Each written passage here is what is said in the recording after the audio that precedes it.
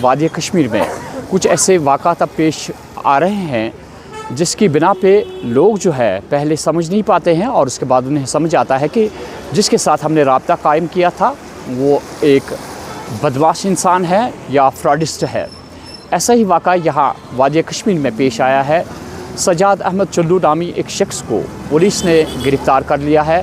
हम आपको मुख्तसर से ये बताइए कि इस शख्स ने क्या कुछ किया था। एक लेडी है जो राजबाग श्रीनगर की रहने वाली है, उसका कहना है कि उसका खावंद जो है उससे पुलिस गिरफ़्तार करके ले गई थी और इस एतबार से पुलिस को उसको गिरफ़्तार करने की ज़रूरत पड़ी थी कि इस शख्स ये मनशियात में मुलविस था। ये शख्स यानी कि आज आप जानते हैं कि वादी को मनशियात की लत ने किस कदर गिरफ़्तार किया है। हमारे नौजवान जो है वो भटक रहे हैं, वो तरस रहे हैं कि किसी भी हालत में अगर वो आदी हो गए हैं मनशियात की तो वो चोरी करने भी मजबूर हो जाते हैं। यह है वादी कश्मीर का आज का हाल।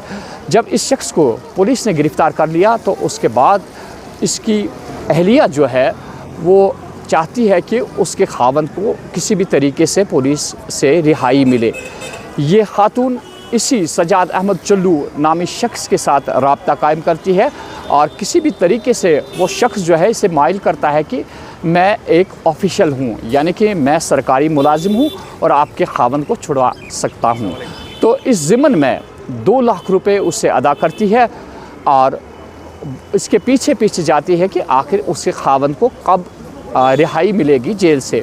जब उसे मालूम हो जाता है कि रिहाई कहीं पे मिलती नहीं उसके खावंद को, तो वो कोशिश करती है कि अब उसे पैसा ही वापस मिले। तो इस ज़िमन में इस शख्स से दोबारा राब्ता कायम करती है कि अब मुझे पैसे ही वापस दो। कुछ पैसे इसे वापस मिलते हैं लेकिन बाकी पैसा वापस नहीं मिलता। तो इस ज़िमन में यही खातून जाती है पुलिस स्टेशन दोबारा की, उसके साथ इस किस्म का वाक़ा पेश आया है।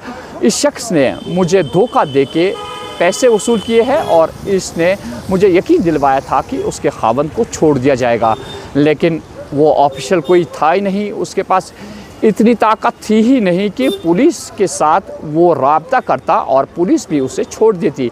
और सवाल ही नहीं पैदा हो सकता है कि ऐसे शख्स को छोड़ा जाएगा, क्योंकि आज आप जानते हैं कि पुलिस इसके पीछे लगी हुई है कि किसी भी तरीके से जो बंदा मनशियात में मुलविस है या तो उसको सुधारा जाए या उसे सलाखों के पीछे कर दिया जाए।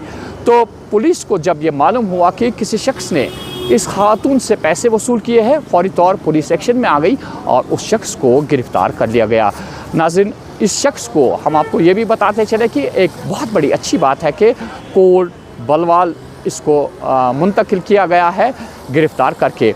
अब देखना यह है कि वादी कश्मीर में इस किस्म की वारदातें जो होती है, पुलिस हमेशा आपको हिदायत देती है कि किसी के बहकावे में ना आए। कोई आपसे गलत कह रहा है कि मैं आपके लिए वो करूँगा, मैं आपके लिए ये करूँगा।